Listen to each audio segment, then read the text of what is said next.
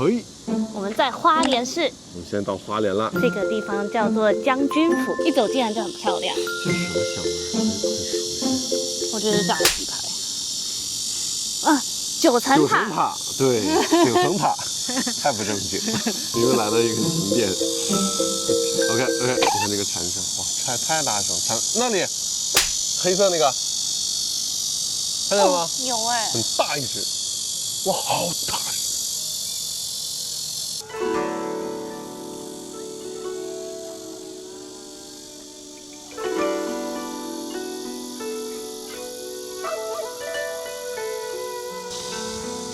这里面卖一些文创，对吧？对啊。这个地方走一走还挺浪漫，所以这个左右两边是以前的宿舍。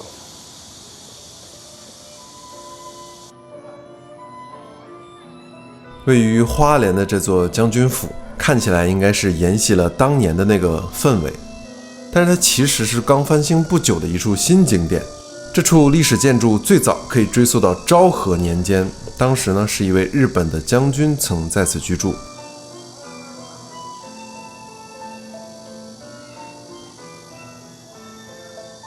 几处建筑的建筑风格感觉低调且内敛。当你们听到的这个背景音乐，其实它不是后期添加的，是我们当时收的现场声。现场有很多地方隐藏着小音箱，所以你走在任何一个角落，都会伴随着特别有年代感的日本曲子，让你的游园特别有沉浸感。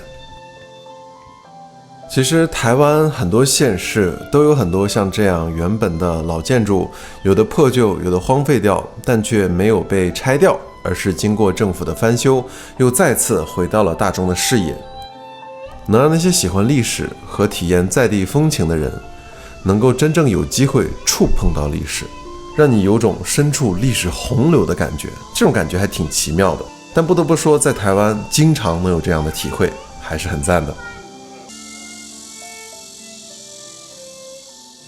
这里很适合晚上来走走，然后白天的话，我相信里面的小店都很有特色，而且晚上有灯光，然后看起来更加日系。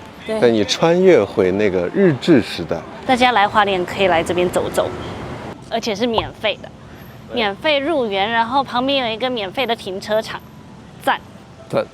我得跟你讲，这边竟然有写路边停车格，还有剩几个，贴心哈，太贴心了。停车场的车位也告诉你。哦，这边直走就是太鲁阁了，这里，太鲁阁天祥。我们现在要往宜兰方向前进，我们今天就晚上住宜兰，希望快点太鲁阁修复完毕，然后下一次我们回来的时候可以好好去参观。刚发现说苏花公路超级多隧道的，然后刚才查了一下，苏花公路超过10座主要的隧道，总长大概有30公里。因为苏花公路就很容易地震之后有山崩落石或者土石流，为了减少这些危险的山路，所以呢就修了很多的隧道。原本苏澳到花莲是需要3个小时，因为有了这些隧道之后呢，车程减到2小时。我们到了礁溪，到了宜兰，刚下高速公路，马上就有一点点闻到像温泉的味道，臭鸡蛋的味道。对。Family Mart， 我们来到了 Family Mart， 今天晚餐准备在这里搞定。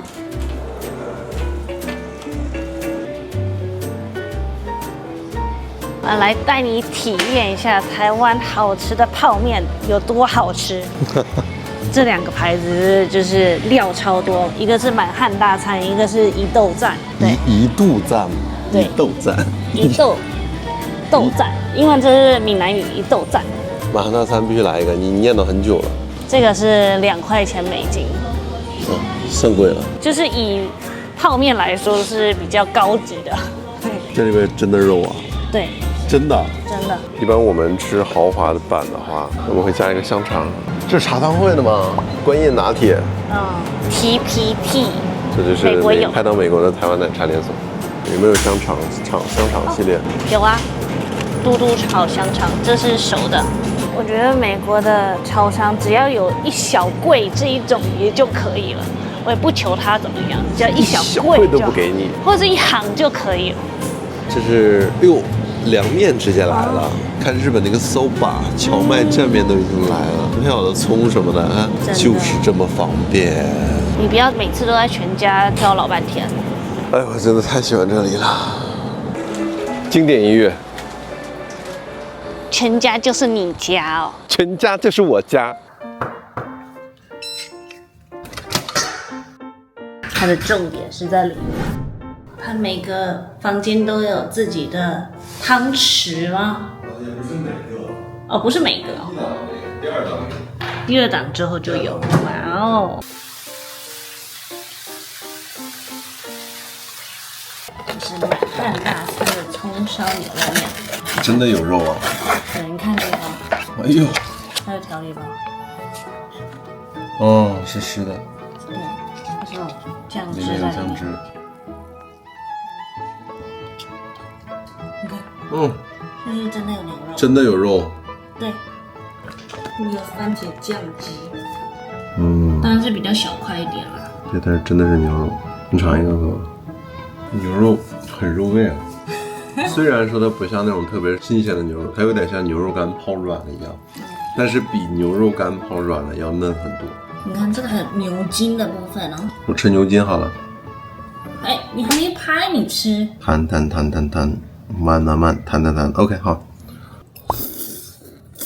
入口的时候，你分辨不出来这个居然是在酱料包里的牛筋，但是后劲有点散。如果你出行在外，很赶，你可以在台湾便利商店找到好吃的泡面。没错，就不想出去吃饭，然后呢想在酒店里，但是又想喝点汤汤水水的，这个泡面完全可以。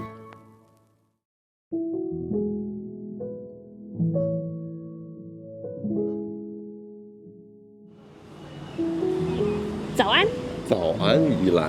我们现在在头城老街。宜兰的话，我也来过蛮多次的。是吗？但是头城没有来过，然后呢，就一直有听说这个地方。文学巷。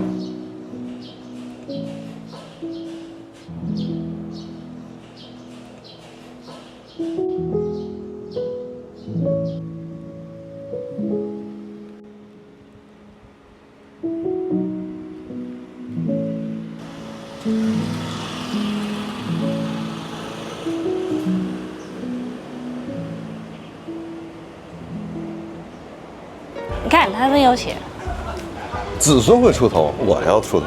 那自己出头。对呀，自己出头。那就全身摸一下，全部摸一遍。好大的大龟头，它像恐龙。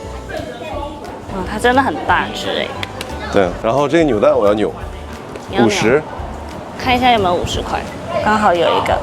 哎，我的悠游卡是一样的，土地公。吸收一点。来。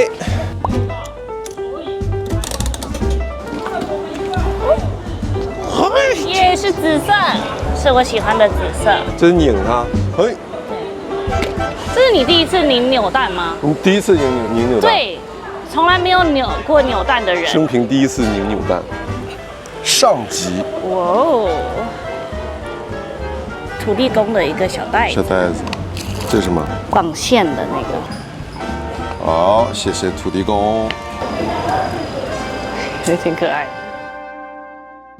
你有没有发现你在台湾到处都可以看得到土地公？对，有大有小，但是到处都有。我不知道怎么准确的说啦，对我来说，它就是某一个土地公庙，就是保佑这周围这个小社区的。所以我们家每初1和15就会去某一个土地公庙去上香啊，然后上点水果啊什么的。因为是保佑你那一方土地。对，类似这样。这个是比较复古，我觉得，因为有些都拆掉，然后盖了很大间的。我觉得这一间算是偏小一点点，然后是复古好看的。旁边又有棵大榕树，就是还蛮有 feel 的。是它整个全貌巨大的榕树。这些土地公庙应该有年头了。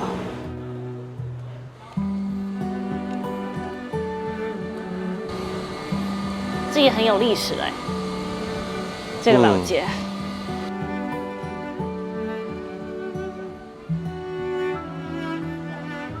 但说真的，就是这个头城老街区比较短。我以前去过的一些老街，它就是很长。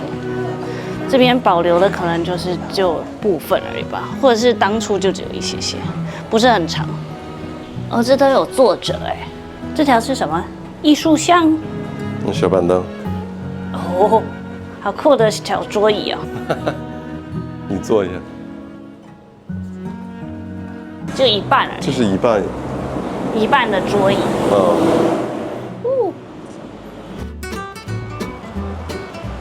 哇，这是外面店。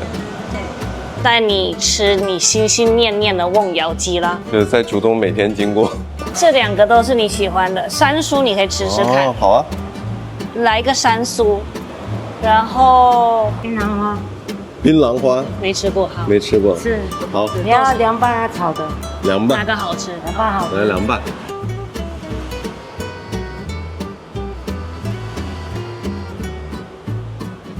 它边上就是这个样子，啊，它就是在街边，你就能看得到。对，龙眼木，然后那个是荔枝木，哇哦，那烤出来的会很香哎，就有一个果香。有果香是吧？对，这个是龙眼，它比较扎实。扎实，看得出来。它可以做木炭。OK。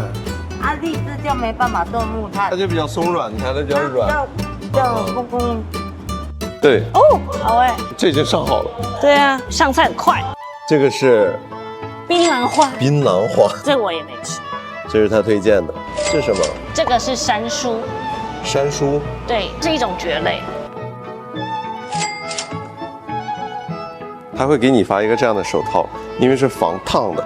你如果戴这个的话，刚出炉的鸡你会很烫。哎，我第一次撕，我不知道怎么撕，但是看这个状态。你就是鸡腿啊、翅啊，然后把头扭掉好了。你看它，哎。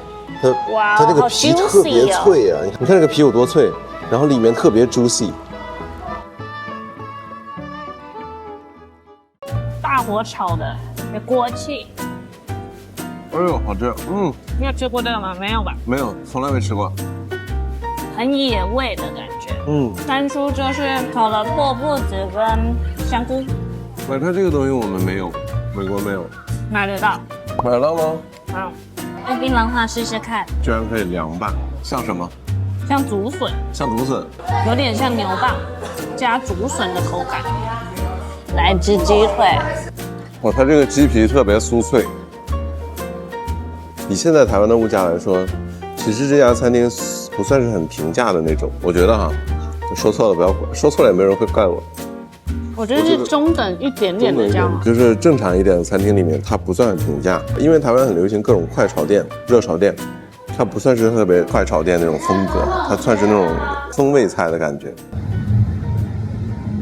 雪隧长12.9公里，这么长？超长，就是没有雪隧之前，从台北到宜兰需要走那个9拐18弯的山路，对，很可怕。有了雪山隧道之后，就非常的快。新北市欢迎您。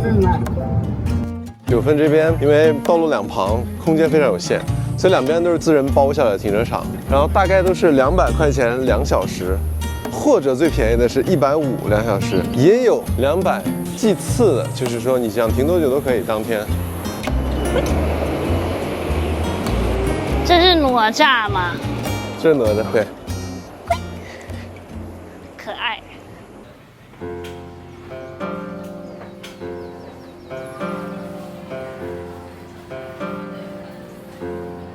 今天的九份老街不是很热，对，天气 OK。对，哦，原来是那个味道。啊，就是那个味道。我等一下要找寻我的那个味道。你念了1年的味道。九份这个地方历史上原本是因为金矿而繁华起来的，当时呢甚至还有小上海的称号。现在虽然说金矿业不在了，但是它怀旧的街道、山城风光，还有一些经常出现在电影镜头里的场景、街角，都让它成为了现在你们看到的这处超级热门的观光景点。我相信所有来台湾旅行的游客们，应该都不会错过这个景点。九份还是一如既往的人非常多。你是应该没有来台湾之前就知道九份？我知道九份，但是我忘了是通过什么知道的，听说过这个地方，然后知道它是一个非常著名的景区。我觉得它是台北附近最商业的观光区之一了，可以这么说，对吧？吃吃喝喝，然后看老街，然后有风景。游客来说的话，还是挺方便的。就是如果你没有太多时间台湾细节走的话，这一个地方可以让你认识台湾很多美食跟一些特产。我觉得这个可能是台湾最多元化的地方，因为你耳旁响起各个国家的语言，各种外语，店员日文、韩文、中文，然后英文轮着讲。就是被超级游客区训练出来的，很有意思。这是一个非常商业化、非常游客的地方。哦，对，九份最有名的就是芋圆，大家应该都知道。是吧？我是来了之后才知道九份最有名的是芋圆。说到九份芋圆，还有个小故事。第一次来台湾的时候，也是很快就来了九份，5人点2碗3碗点了3碗，我们2个 share 1碗。特别有意思的是这样，当时没觉得有什么哈，吃的非常享受。后来就通过各种视频啊，我就发现，哎，这九份的芋圆跟我当时吃的不一样，难道我当时吃的特别像盖碗的感觉呢？后来果不其然一问啊，跟我们同行的家人吃的是正常的标准版本，我被迫吃的是盖碗，就是里面好像只有2种料，因为他不吃任何红豆类的，所以我误以为九份芋圆大概就是芋圆。直到我看到原来普罗大众吃的九份芋圆里面有各种各样满满的不同的料子，我发现哎，好像当时真的吃了一个盖碗。这个故事搁置了大概快1年的时间，对，每次讲到九份他就很生气。然后10个月后的现在，我终于准备啊吃到我的标准版，然后你继续盖版，我们等一下看一下区别。你好，冰的吗？冰的，综合的好吗？一个综合，好，60块。然后一个什么豆子都不要。 120。它就是芋头或者是番薯，加上粉料揉完之后呢切完之后它就下锅煮。我知道就是大概类似是这样的。制作的就是和面的技术很讲究，对吧？对，大家如果是有 Airbnb 住宿的话，可以买1盒回家自己煮。我们上次做了一个非常好的景观座位。你看这边餐厅很随意的，因为地理位置很复杂，所以你的点餐区跟用餐区，你中间要经过其他餐厅，很有意思。原来是可以是这样的，就是3种豆子。嗯哼。然后这个是我去年吃的版本。这有什么问题？很好啊，是挺好的，但是啊，视觉冲击还是这个比较冲击。我这是找到一个很棒的位置，景观第1排。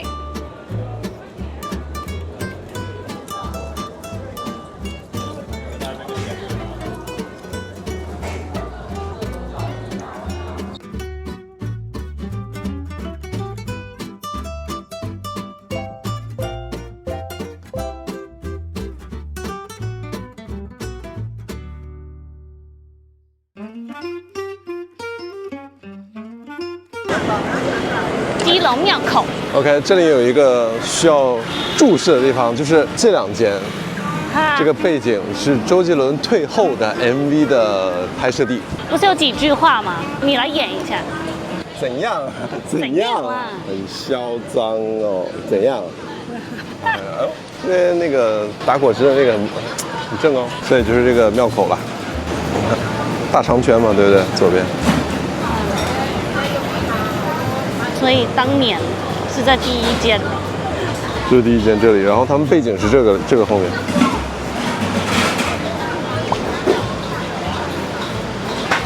这都没有人啊。因为这个时间点吧，而且今天是平日。米苔目。米苔目啊，米苔目给米苔目一个特写。米苔目特写。我们先去排一个比较难排的。就是那家吗？对。这个营养三明治。对。上次好像排了1个多小时。1个多小时。这次现场买现场拿得到。它的面包是炸过的，加上它的很好吃的美乃滋，然后配上小黄瓜、番茄、卤蛋跟火腿，很推荐大家来基隆庙口夜市都可以吃吃看，就很简单的一个东西，但是就还蛮好吃。对，它这个外面虽然说是很油炸，里面面包是软的。对呀。蓬起来的 QQ 的很 Q 的那种很弹的面包，我觉得面包做得好。还有它的美乃滋很好吃，是他自己调的。美乃滋这种我们亚洲人喜欢那种，美国没有这种美乃滋。没有。它就是甜甜的。当然啦，这边有很多好吃的，就要自己去挖掘了。我们没有那么多空间可以一一去尝试。都来2趟了，结果都没捧场，只顾着拍人家，回味人家。就是。好了，谢谢。好，谢谢。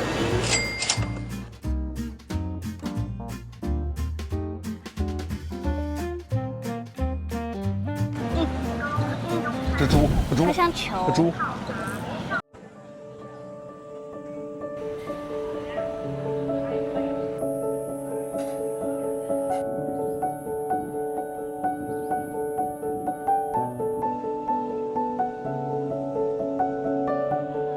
蛮好看的，这个角度拍。彩虹。看到了。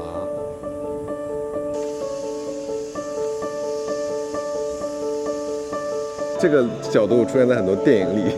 所以呢，这边很多观光客看到很多日本人和韩国人。它就是孔明灯，然后它可以起伏，你可以把你想写的话写在那个天灯上面。对，看起来就很有希望的感觉。很浪漫的感觉。其实我们来这边2个多小时了，就是为了天黑才放天灯。对，因为看起来比较有气氛。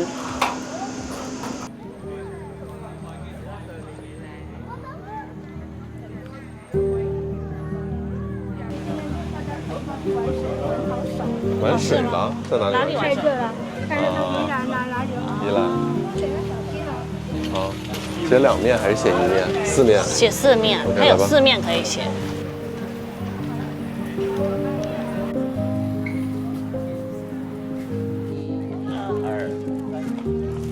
订阅米台木。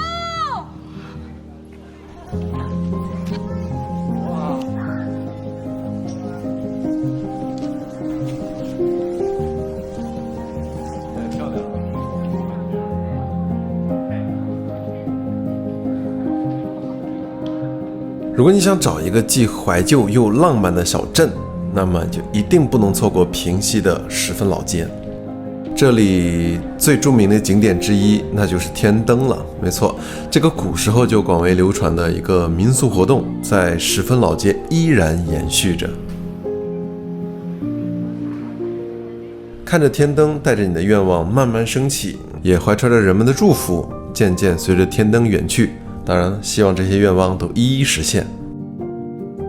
当你在逛老街旁边的这些小店的时候呢，偶尔就会有火车从你身边开过，那一瞬间真的感觉有种别样的在地风情，这个是很多地方都体会不到的。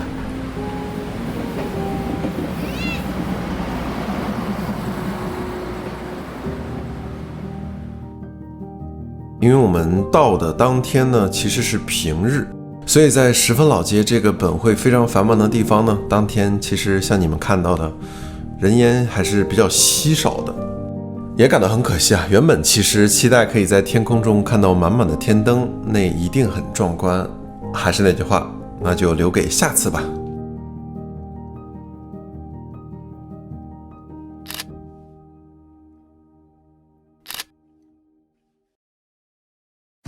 到台北啦。为什么每次看到你都还是很惊讶？台北对我来说，即使从来没有踏走过之前，也早已经是个特别熟悉的地方。其实我相信台北这座城市应该都会对于很多没有来过台湾的人呢，是第一个想到的台湾的城市，或者是台湾的面貌，或者台湾的代名词，至少对我来说是这样。在还没来之前，它就一直存在于我的记忆里。我是听着台湾的流行音乐长大的，可以说从小学1、2年级开始，耳机里就重复着播放着台湾的流行音乐，也是塑造了我对台北最初的想象。后来台湾的偶像剧和综艺节目让我再次认识了台北这座城市丰富和娱乐的一面，再到后来看多了台湾的电影，电影镜头下的台北又展现出了这座城市不常被注意到的角落和那些独特的纹理。当然，随着电影的镜头和情节，以及一些特别真实的对话和人情，也道出了不少台北这座城市繁华背后的喜怒哀愁，可以说是跟着一些影视剧早已经将台北游了几遍了。当然来到这里体验还是另一番感受。总的来说，我觉得台北是一座非常有温度的城市，无论你是怎样的人，有着怎样的背景，你都可以在这座城市中找到可以让自己片刻逃离现实的那一处角落，并且享受其中。你得讲故事镜头，绿灯绿灯。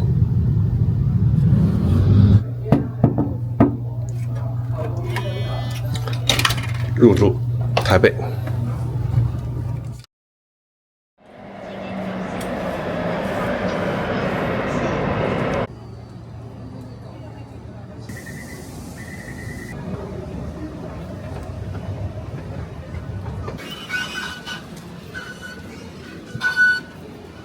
我现在很好奇，就是大家是不是都去101上班？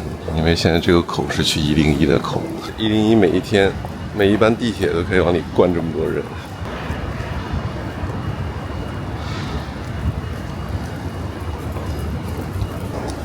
我要提前了7分钟。还可以。我来第3次了，第3次，扑空前2次前2次扑空是因为都有点太晚，然后排队有点久，大概都是60分钟左右。你看那个价钱，我现在才看到价钱。我看到了，你点的是全场最贵。如果你是第一次来到台北，很推荐一定要来101顶楼上眺望整个台北市。同时，但是如果你不想花太多钱买观光门票，像米台木这样，我们有客家混，所以说也可以像我们一样到这间101的88楼的星波咖啡，点一杯外带杯，享受一下咖啡，还可以看顶楼风景。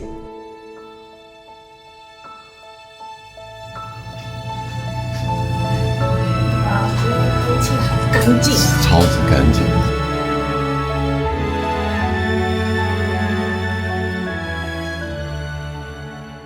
你要看的是什么？上面还有一个直升机停机棚。我们看到一个楼，就是这种造型特别奇特，就这栋楼就在101的旁边。然后我刚刚说，我们以后要住这里。然后刚才 Google 一看，网友金先生说有点抱怨哈，我们忽略前面的人。哎，对你没听错，一户要18亿台币，折合约5600万美金，实实在在坐稳全台第1豪宅宝座。然后他想啊，要价18亿的结果就是整栋大楼竣工至今10多年，仅售出1户而已。真的假的5600万，那真的就是像洛杉矶、好莱坞、Beverly Hills 等等，就大豪宅随你挑，你知道吗？我听闻台北的房价很贵，百闻不如一见呢。这是全台最贵的啊，它有它奢侈的成分。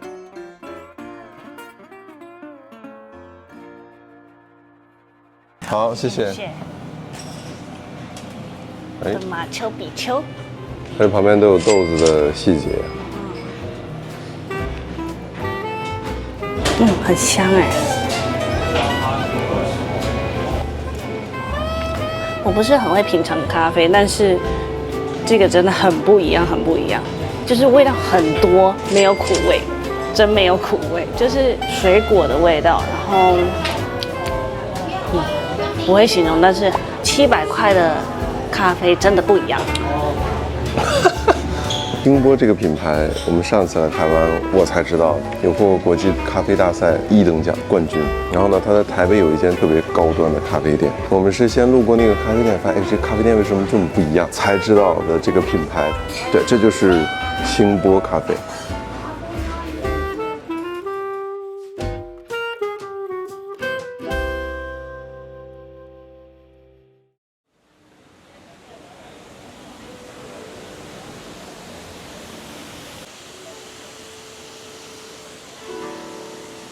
我们来到了台北这边最著名的一个寺庙龙山寺。上一次来过这里，然后呢，再上一次呢是他请了一个符，所以我们就想说，每一次回到台湾，然后来到台北，就来还个愿，然后再过个香炉。这是算是感谢神明，保佑我们这一整年平安顺遂。然后今年有回来就再给他拜一拜，再继续求他保佑，再续上。对。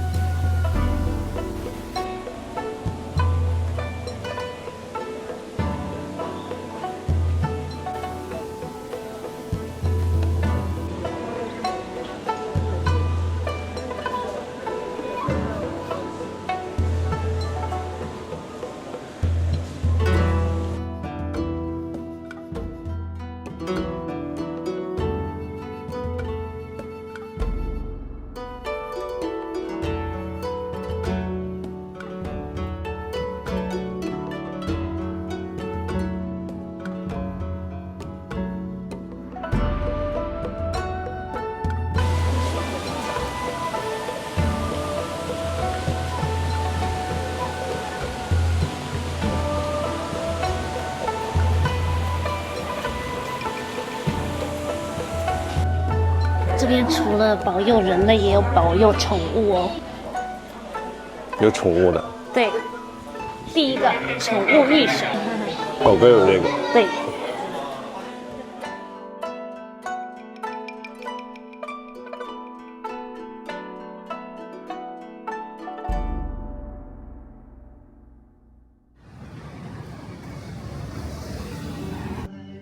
其实我们台湾之行期间，不只有环岛，还有很多天陪家人在竹东附近走走转转，也是没有停过。后续呢，当然会有更多的影片带给大家。对了，因为我们已经发过2部影片了，当然我们也都在关注大家的留言，很多留言其实很打动我们。比如说，有的朋友说我们的空拍视野好棒，海边梯田他也去过，但是没想到空拍出来居然那么美。我一直觉得有的时候用另一个视角看一下你所熟悉的地方，这个感受会特别不一样，特别有意思。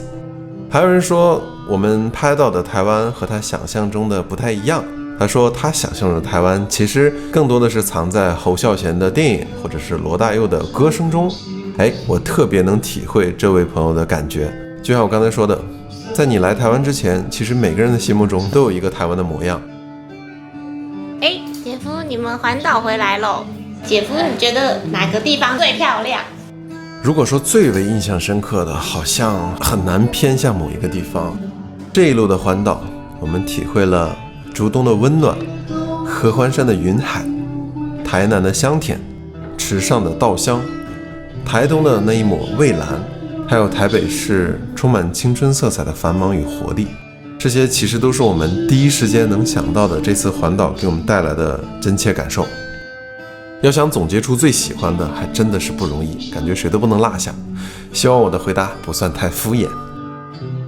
不得不说，再次踏上台湾这片土地的那一刻，还是有种特别奇妙的感觉，新鲜感也是无处不在的，也好像是许久未见的老朋友又一次见面了一样。最后还是要感谢看我们视频的各位，看得你们同样对台湾有丰富的情感和体会，也让我们觉得环岛这件事情做得非常有意义，尤其是我们用米台木的视角记录了下来。当然还有能够得到这么多人的喜爱和支持，也是我们做视频的动力。再一次谢谢你们啦！环岛系列影片到这里就要结束了，当然我们台湾的故事还是未完待续。感谢各位的观看，我们下次再见了。